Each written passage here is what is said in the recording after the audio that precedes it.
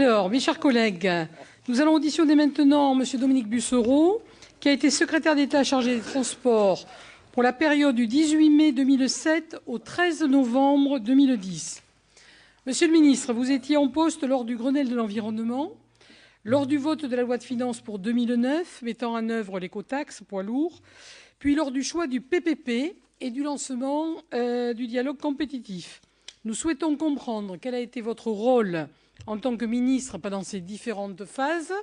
Qui a pris la décision de recours au PPP, par exemple? Cette décision était-elle fondée sur des arguments techniques ou financiers? Lesquels? Quelle est votre appréciation globale de la manière dont les choix ont été effectués, qu'ils soient juridiques, celui d'un contrat de partenariat global, ou techniques, je pense à l'interopérabilité, le choix du réseau, etc.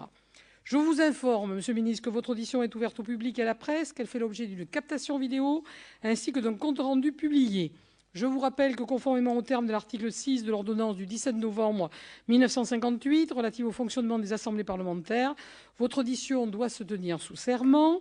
Je rappelle également qu'en cas de faux témoignage, les personnes entendues sont passibles des peines prévues par les articles 434-13, 434-14 et 434-15 du Code pénal.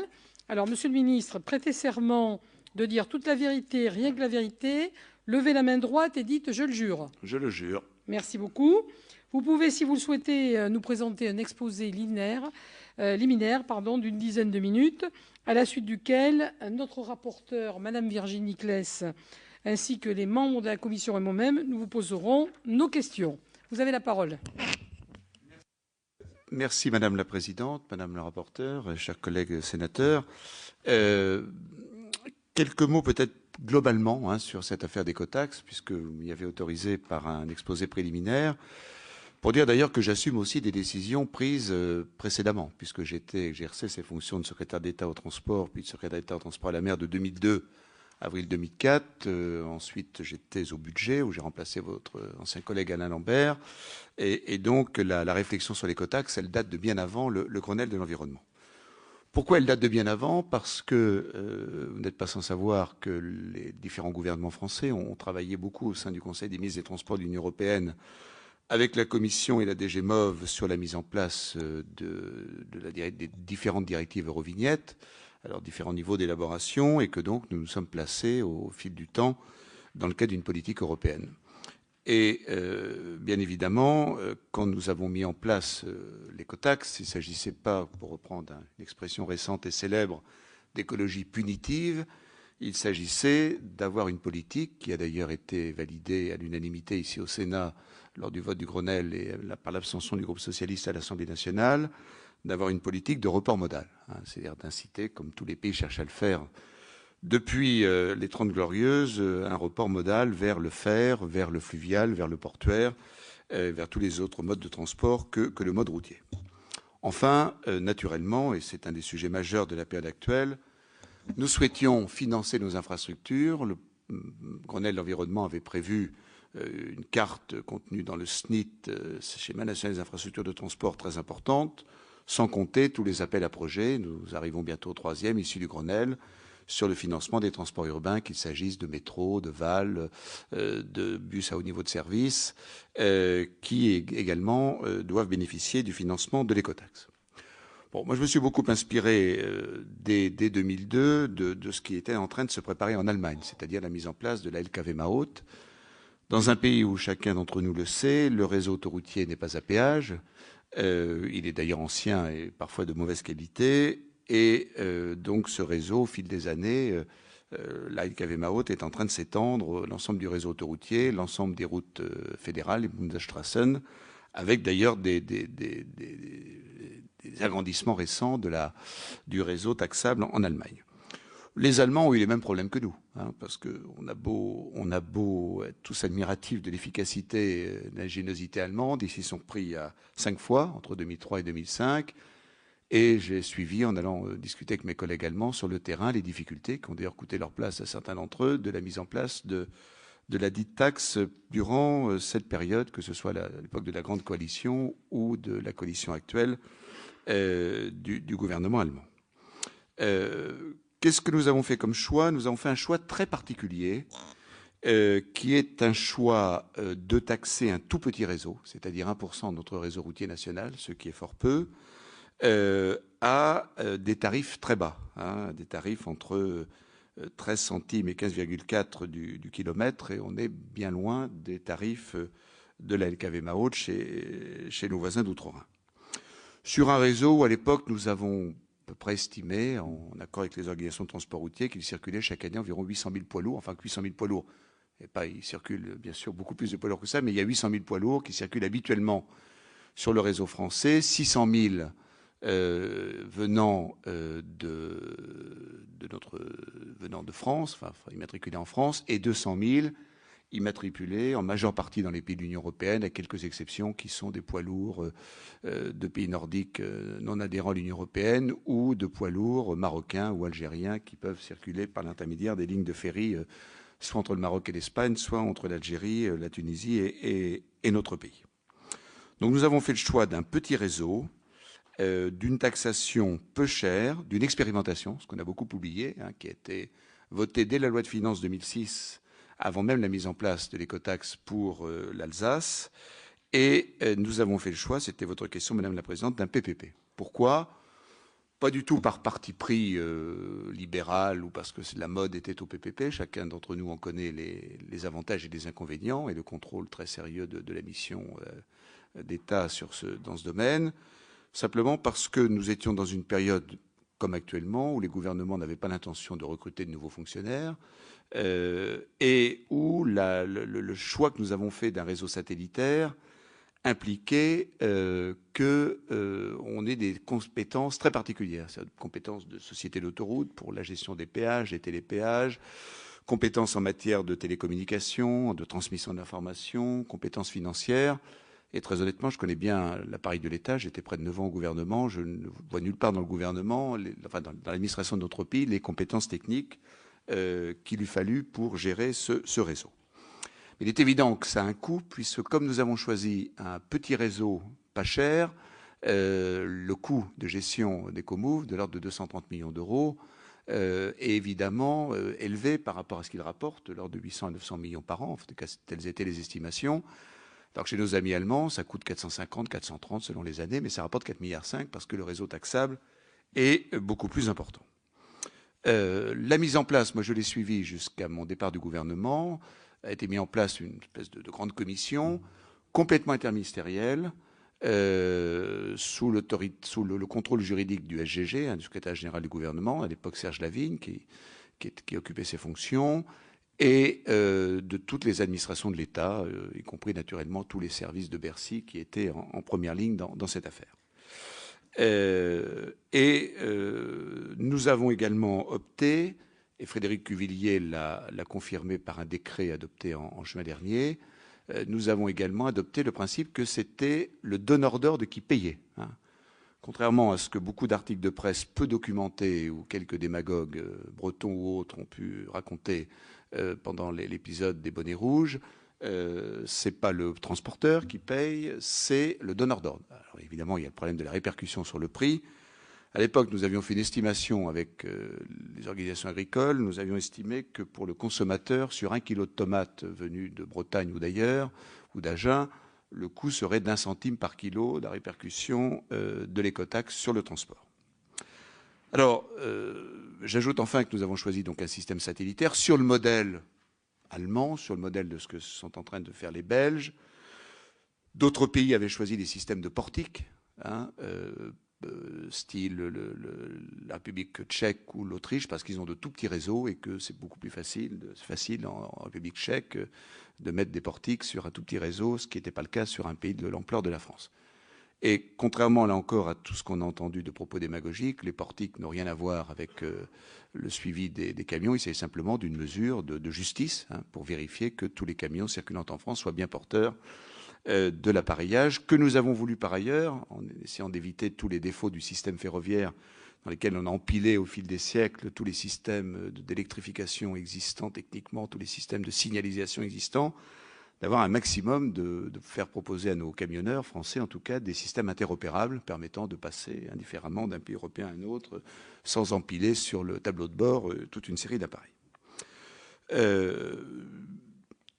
Je termine sur un point. Hein, qu'est-ce qu'on peut faire aujourd'hui? On discutait tout à l'heure à l'Assemblée avec votre collègue Jean-Paul Chandeguet, qui doit remettre des conclusions, qui avait prévu initialement, avant des déclarations récentes, de remettre ses conclusions au gouvernement le 30 avril. Je pense qu'il faut, si le gouvernement décidait de remettre en place l'écotaxe, il faut d'abord l'expérimenter. La phase alsacienne était importante. Parce que l'Alsace était très demandeuse depuis longtemps. Le report du trafic sur la rive gauche du Rhin par des camions qui ne veulent pas utiliser l'autoroute allemande de la rive droite pour ne pas payer la LKW Maut est considérable. Et ça concerne d'ailleurs aussi bien, je tourne vers François Grosdidier, une partie du réseau lorrain qui est concernée. Donc, toujours une phase d'expérimentation. En France, on n'aime pas expérimenter. La loi pourtant et texte nous y autorise. On l'a vu en matière ferroviaire. C'est l'expérimentation qui a permis de montrer que le TER pouvait être régionalisé. Donc, expérimenter. Deuxièmement, on a besoin de cet argent. Nous sommes en train, dans les départements, actuellement, président de conseils régionaux, président de département, président de communauté d'agglomération, de signer, ce que j'ai fait moi-même il y a quelques jours avec nos préfets de région, le volet mobilité des contrats de plan. Il n'y a pas un sou pour les financer. Il n'y a pas un CP, il n'y a pas un crédit de paiement au budget 2014 de la DGTM pour financer une infrastructure de transport dans notre pays dont nous signons actuellement la réalisation dans les contrats de plan État-région.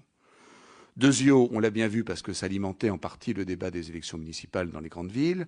Le troisième appel à projet est bloqué. Et les maires, anciens ou nouveaux, et souvent les transports publics, heureusement, sont devenus consensuels dans les grandes agglomérations, des projets de bus à haut niveau de service, de tram, de métro, pour lesquels il n'y a pas d'argent pour le financer. Je, vice-président du Gard comme Louis Nègre, nous sommes confrontés tous les jours à cette réalité avec Roland Ries sur les projets de transport public.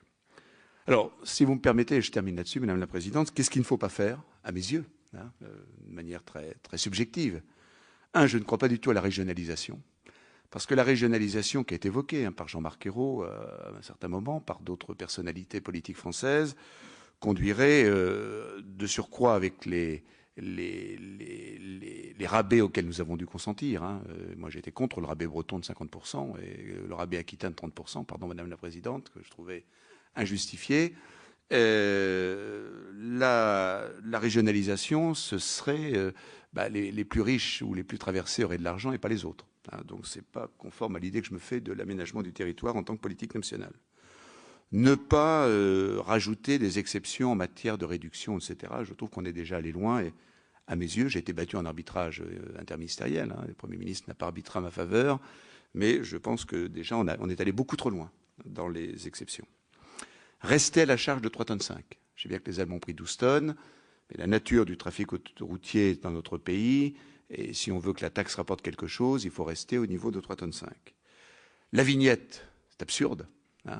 La vignette, ça existe en Suisse, certes, pour les voitures individuelles, mais pas pour les poids lourds, qui ont un système du type de celui qui pourrait être le nôtre. Les Belges sont en train de passer à un système du même type. Distinguer les camions étrangers et les camions français, on peut se le dire en privé, ça serait formidable. Enfin, c'est pas la peine d'avoir fait l'Europe pour faire ça, puis c'est complètement contraire à la directive Eurovignette, donc c'est pas possible. À la limite, on peut distinguer les camions non communautaires. Mais enfin, les camions suisses, marocains, norvégiens ne sont pas les plus nombreux sur nos routes.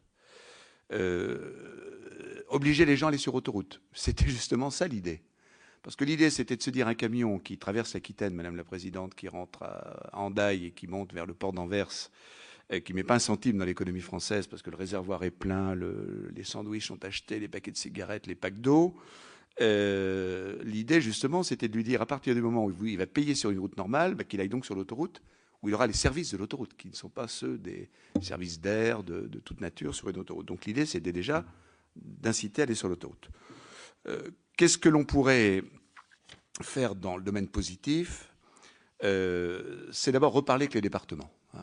Les départements n'ont obtenu que 5000 km de routes taxables. Je ne sais pas si vous avez auditionné le président Le Breton, mais les demandes des départements n'ont pas été satisfaites par l'État à l'époque. J'étais d'ailleurs une double casquette difficile de membre du gouvernement et de président de conseil général. Je n'ai pas obtenu moi-même du ministre que j'étais ce que je voulais en matière de route, de report, de triple report. On ne va pas sur l'autoroute, on va sur la route nationale, après on va sur la route départementale. Et les départements sont demandeurs de plus de kilomètres taxables, non seulement pour la ressource, qui était prévue de l'ordre de 140 à 150 millions, 138 millions, disent certains. Reparler, bien sûr, avec les transporteurs. Hein. Le dialogue avec la FNTR, avec l'OTRE est nécessaire. Et puis, on peut reparler avec la profession agricole. Moi, j'avais déjà beaucoup parlé, puisque auparavant, j'étais ministre de l'Agriculture, donc j'avais gardé le contact avec les organisations agricoles. Je pense que pour certains types de chargements, on peut peut-être reparler avec la profession agricole. Donc, ma conclusion, et pardonnez-moi d'avoir été un tout petit peu long, je suis très favorable, vous l'avez compris, à l'écotaxe. Peut-être faut-il changer son nom, parce que ça existe déjà. Moi, j'en ai une dans mon département. Quand vous franchissez le pont de l'île de Ré ou le bac de l'île d'Aix, vous payez une écotaxe qui va dans les 100% sur 100 euros. 50 vont à l'entretien de l'ouvrage et aux ouvrages autour de l'ouvrage, et 50 vont à la politique des espaces sensibles et naturels dans l'île de Ré et dans l'île d'Aix, et l'autre moitié au développement de transports publics propres dans ces îles pour éviter qu'elles soient envahies par l'automobile. Pas le cas de l'île d'Aix qui est interdite à l'automobile, mais le cas de l'île de Ré. Donc peut-être changer ce terme d'écotaxe qui est, comme ça a été indiqué, éco-redevance, etc. Enfin bon, et mieux expliquer. Moi, ce qui m'a beaucoup frappé, et ça sera mon dernier point, c'est l'ampleur de la désinformation. Hein, les portiques considérés comme ce qu'ils ne sont pas, l'écotaxe considérée comme punitive alors qu'elle était un outil écologique voté à l'unanimité quasiment par le Parlement, et la nécessité pour un pays comme le nôtre, qui a un problème de compétitivité, d'avoir des infrastructures de taille importante. C'est déjà une des chances de la France, d'avoir le réseau autoroutier, LGV, Internet que nous avons. Et donc, ce serait terrible pour la compétitivité française de renoncer à investir dans nos infrastructures. Merci, Monsieur le Ministre. Sauf que vous ne nous avez pas dit qu'est-ce qu'on fait avec le contrat. Hein, c'est le seul point que vous ne nous avez pas dit. Et c'est quand même le cœur de... Sauf que je ne suis pas au gouvernement. Mais on maintient le système technique actuel. J'ai tendance à penser que la parole de l'État doit être la parole de l'État, comme un ministre doit assumer ce qu'il a fait dans le passé et ne pas l'oublier. C'est l'honneur de la République, et donc je considère que l'État doit poursuivre ce contrat. Avec donc une phase expérimentale. Avec une phase expérimentale. Qui durerait combien de temps pour vous? Bon, écoutez, ça c'est aux techniciens de le dire. Nous avions prévu avec nos collègues, nos amis alsaciens, environ 6 mois d'expérimentation. Le système ayant été validé, j'ai lu, puisqu'elle est publique, l'audition de Daniel Burceau, les questions qu'avait posées Madame la rapporteure sur les validations à blanc. Hein, il y a des choses qui ont déjà été faites. Donc je pense que la phase d'expérimentation, surtout si elle est faite à l'échelle d'une région qui est petite en termes de superficie, l'Alsace, peut être relativement courte. Donc pour vous, il faut garder le système technique actuel et il faut négocier avec Ecomove. Voilà, et punir ceux qui brûlent des pylônes. Ça a encore été le cas dans mon département, enfin dans ma région la semaine dernière. Merci. Sévèrement, parce qu'en général, ils sont connus des forces de gendarmerie.